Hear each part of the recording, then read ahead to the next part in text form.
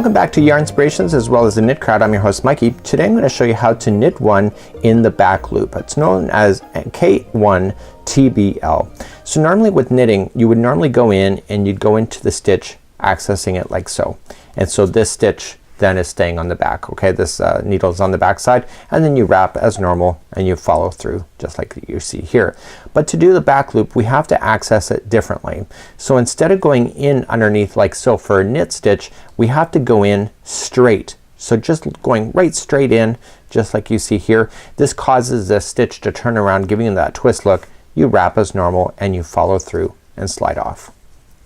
Okay, let me show you again. So with regular knitting you would come up underneath like so for the regular knit stitch, but if you're doing the back loop, coming in straight head on in just like you see, coming in like this, wrapping it in like this, and then slide off.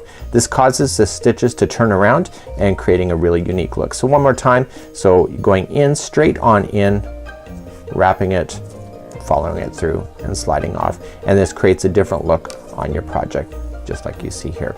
So that's it for now. On behalf of Yarn Inspirations as well as the Knit Crowd, stay tuned for more free patterns and ideas. This is Knit 1 TBL.